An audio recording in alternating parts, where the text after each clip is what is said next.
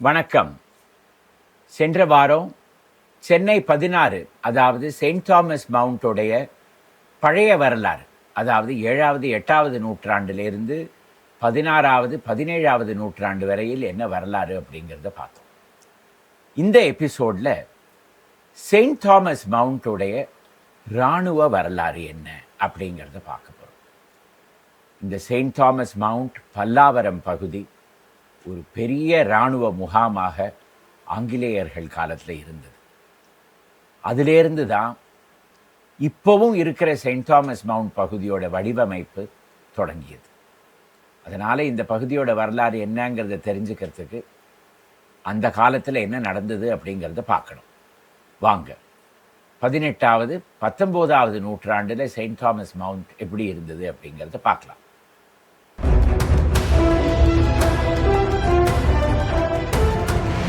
ஆயிரத்தி 1746வது வருடம் பிரெஞ்சு படை புனித ஜார்ஜ் கோட்டையை தாக்கியது. ஆங்கிலேயர்கள் இங்கிருந்து உடனே ஓடியே போய் கடலூருக்கு போய் அங்கே முகாமிட்டார்கள். 3 வருடம் அங்கே இருந்த பிறகு 1749வது வருடம் ஆங்கிலேயர்களுக்கு மறுபடியும் புனித ஜார்ஜ் கோட்டை ஒப்படைக்கப்பட்டது. பிரெஞ்சு மக்களுக்கு கனடாவில் குபெக் அப்படிங்கிற பகுதி கொடுக்கப்பட்டது. பாருங்க, நம்ம கையில் ஒன்றுமே இல்லை. ஆங்கிலேயர்களும் பிரெஞ்சுக்காரர்களும் ஒருத்தருக்கு ஒருத்தர் பேசிட்டாங்க. நீ புனித ஜார்ஜ் கோட்டை எடுத்துக்கோ, நான் குபெக் எடுத்துக்கிறேன் அப்படின்னு சொல்லிட்டு அதோட முடிச்சுட்டு சமரசம் செஞ்சுட்டாங்க. ஆனால் அதற்கு பிறகு மறுபடியும் பிரெஞ்சு படை 2-3 முறை சென்னையை தாக்கியது. 1750களில் மேஜர் ஸ்ட்ரிங்கர் லாரன்ஸ் அப்படிங்கிற இராணுவ வீரர் முதல் முறையாக இந்திய இராணுவ படை ஒன்றை தயார் செய்தார். அதுதான் இந்திய இராணுவத்துடைய பிறப்பு. அது பிறந்ததே சென்னையில் தான். 1750களில் மெட்ராஸ் ரெஜிமெண்ட், இந்திய ஆர்மியோடைய முதல் ரெஜிமெண்ட்டும் அதுதான். இப்போ மெட்ராஸ் ரெஜிமெண்ட் சென்னையில் இல்லை, பெங்களூரில் இருக்குது. ஆனால் அதோடைய பிறப்பிடம் இந்த நகரம்தான். அதற்கு பிறகு 1770களில் 2 பிரிவுகளை மட்டும் இராணுவ படையில் இருக்கிற 2 பிரிவுகளை மட்டும் புனித ஜார்ஜ் கோட்டையில் வைத்து கொண்டா போரும், மற்ற பிரிவுகள் எல்லாவற்றையும் செயின்ட் தாமஸ் மவுண்ட்டுக்கு அனுப்பி வைத்து விடலாம் அப்படிங்கிற முடிவுக்கு அரசு வந்தது. அது எதற்காக அப்படின்னு பார்த்தோன்னா, பாண்டிச்சேரி சென்னையிலேருந்து தெற்கு நோக்கி போனாதான் வருகிறது. பிரெஞ்சு படை அங்கேருந்து வந்ததுன்னா முதல்ல எங்கே வர வேண்டும்? செயின்ட் தாமஸ் மவுண்ட்டுக்கு தான் வர வேண்டியிருக்கும். அப்போவே இராணுவ படை அவர்களை எதிர்த்து அங்கேயே போரிட்டுட்டாங்கன்னா புனித ஜார்ஜ் கோட்டை வரையில் வரவே மாட்டாங்க.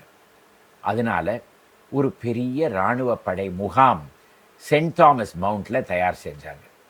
அதோடைய ஏரியா எவ்வளவு தெரியுமா? பரப்பளவு 3200 ஏக்கர்.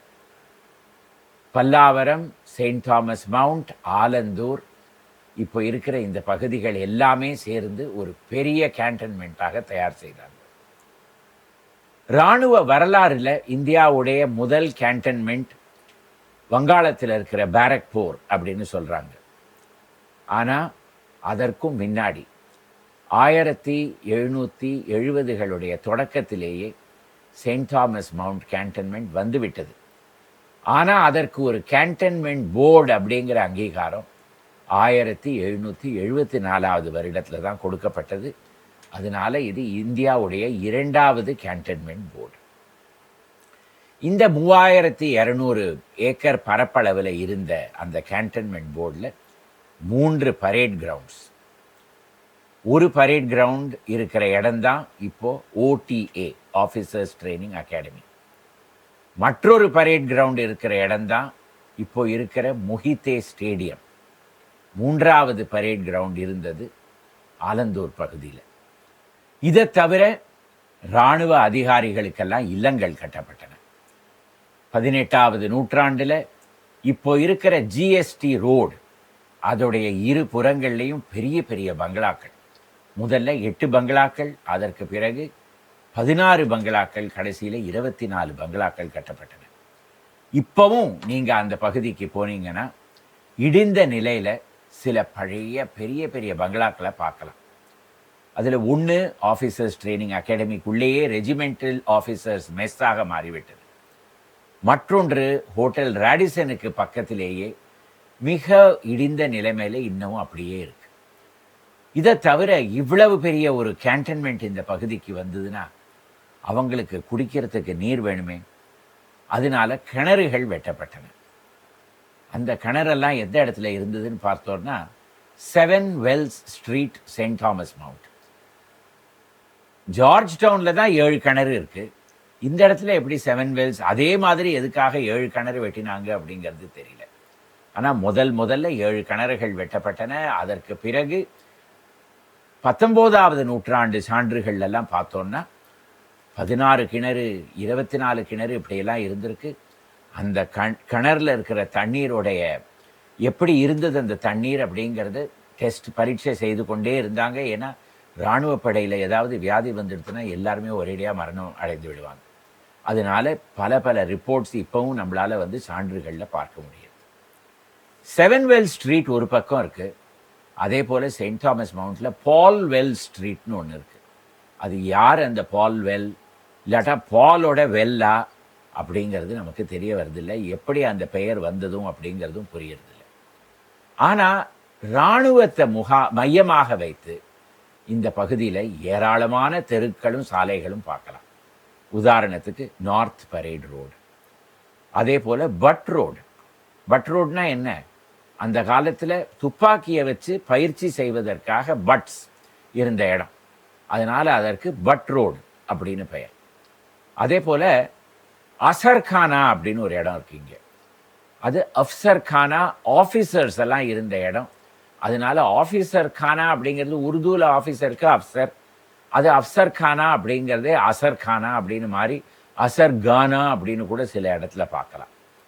அதே போல் இந்த இடத்துல இருக்கிற மற்றொரு பாதைக்கு பெயர் வேம்புலி சுபேதார் ஸ்ட்ரீட். படை வீரர்கள் இருக்கிற இடத்துல தானே சுபேதார் இருப்பாங்க, அதனால அவங்க பெயரில் இருக்கு. லஷ்கர்னே ஒரு பெரிய பகுதி செயின்ட் தாமஸ் மவுண்டில் இருக்கு. லஷ்கர்னாலே இராணுவ படை முகாமிட்டு இருக்கிற இடத்துக்கு தான் லஷ்கர் அப்படின்னு பெயர்.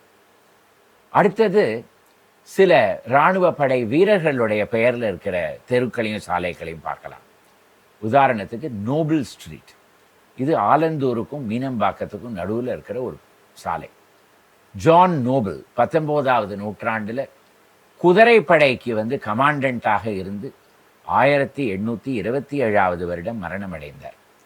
அவர் சென்ட் ஜார்ஜஸ் கெத்தீட்ரல் ரோடில் இருக்கிற சென்ட் ஜார்ஜஸ் கெத்தீட்ரலில் அடக்கம் செய்யப்பட்டார். ஆனால் அவருக்கு இந்த ஆலந்தூர் மீனம்பாக்கம் பகுதியில் கிளென்டேல் அப்படின்னு ஒரு பெரிய தோட்டம் இருந்தது. அந்த தோட்டம் பிற்காலத்தில் என்ன ஆனது அப்படிங்கிறது இந்த வரலாறுடைய 3வது எபிசோடில் பார்க்கலாம்.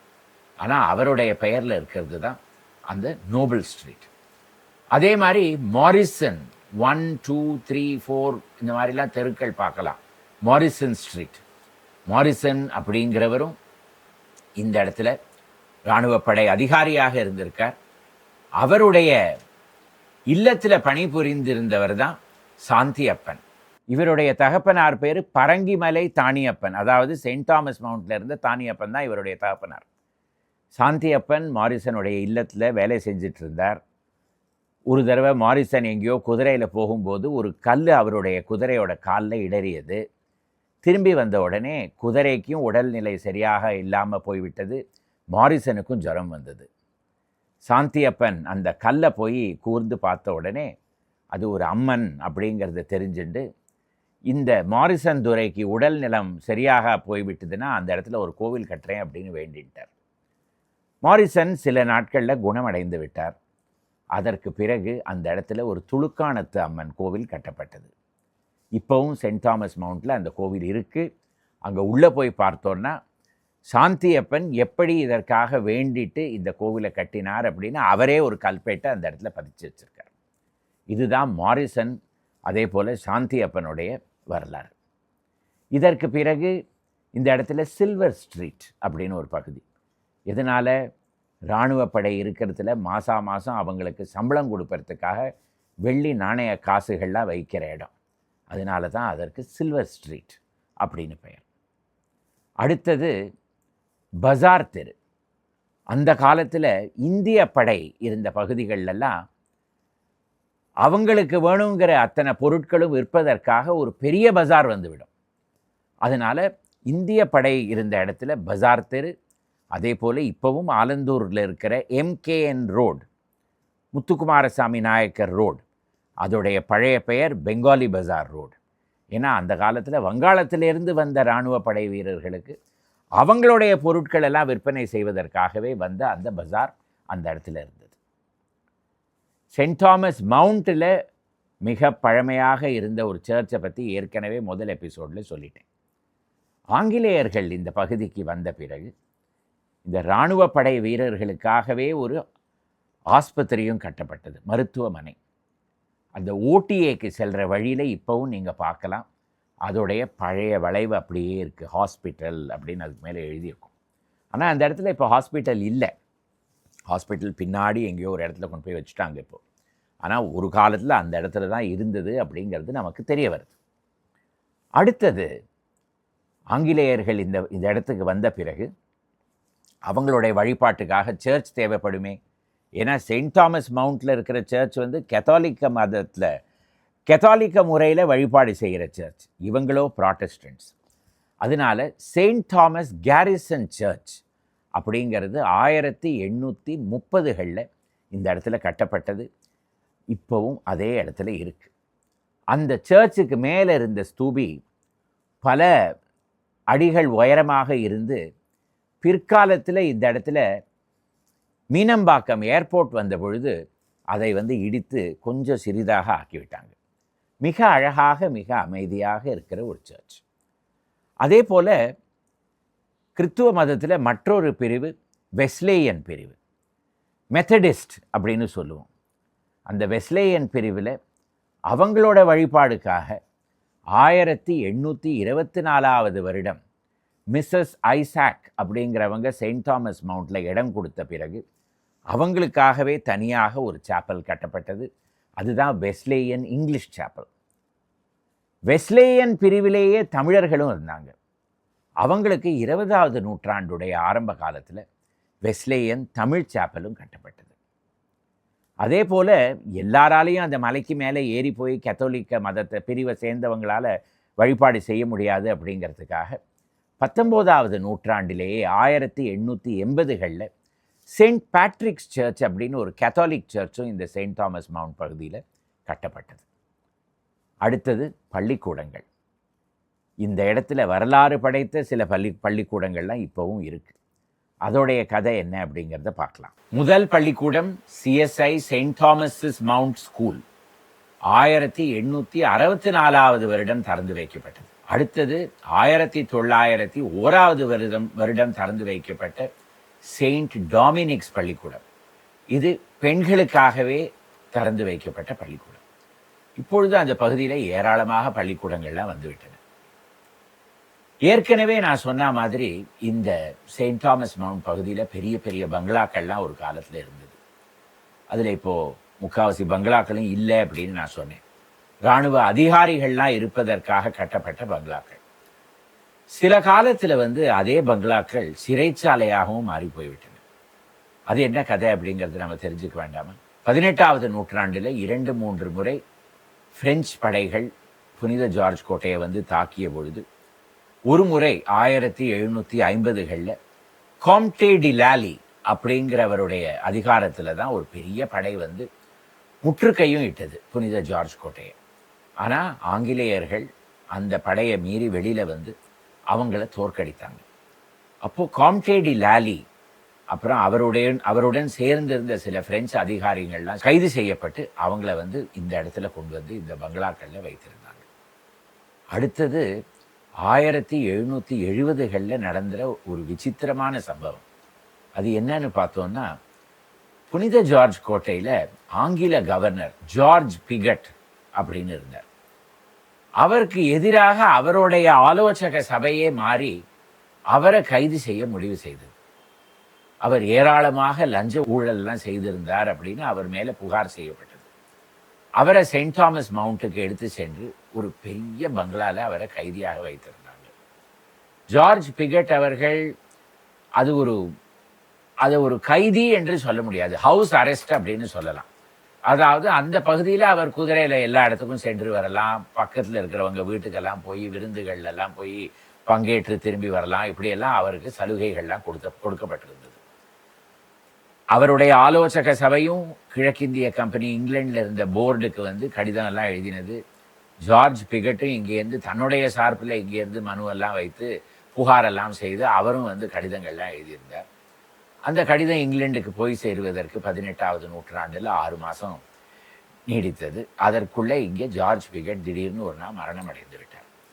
இதுவரையில் அவர் எப்படி மரணம் அடைந்தார் அப்படிங்கிறது யாருக்குமே தெரியாது. அவசரமாக அவரை ஏதோ ஒரு இடத்துல கொண்டு போய் அவரை புதைத்து விட்டார்கள். பல வருடங்களுக்கு ஜார்ஜ் பிகட்டுடைய உடல் எந்த இடத்துல அடக்கம் செய்யப்பட்டிருந்தது அப்படிங்கிறது யாருக்குமே தெரியாது. அவர் எப்படி இறந்தார், அவருடைய காவல் யாரிடம் அவர் ஒப்படைக்கப்பட்டிருந்தது அப்படிங்கிறதெல்லாம் ஒரு பெரிய விசாரணை கமிஷன் 18வது நூற்றாண்டில் இந்த இடத்துல வந்து விசாரணை எல்லாம் செய்தது. ஆனால் அதனால் ஒரு முடிவுக்கும் வர முடியவில்லை. இப்போவும் நீங்கள் வந்து ஜார்ஜ் டவுனில் ஸ்ட்ரோட்டன் முத்தையா முதலி தெருன்னு ஒரு தெரு இருக்குது, நீங்கள் போய் பார்க்கலாம். அதோடைய பழைய பெயர் ஸ்ட்ராட்டன் முத்தையா முதலி தெரு. ஜார்ஜ் ஸ்ட்ராட்டன் அப்படிங்கிற அதிகாரி தான், அவருடைய காவலில் தான் பிகட் இருந்தார். அவர் எப்படி மரணம் அடைந்தார் அப்படிங்கிறது யாருக்குமே தெரியாது.